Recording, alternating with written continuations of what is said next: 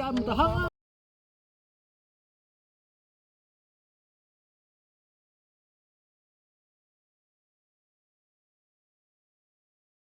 phần khác con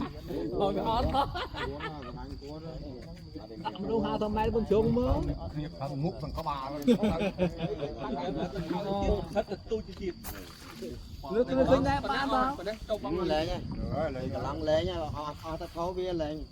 mà cũng biết là tao mũi ót phá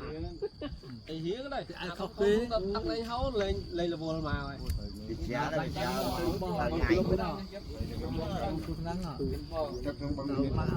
càng nó cái gia công cái đây cái chạc lao phần hơn mình bán đất quay quay quay bán đất đất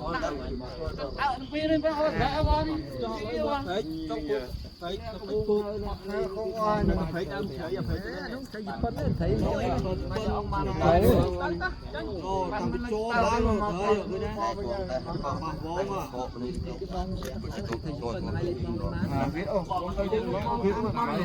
người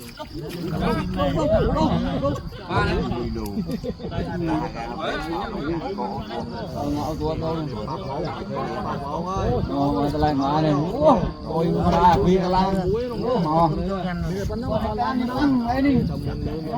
cái đây cũng mẹ mới có phải ăn lố đó mò mò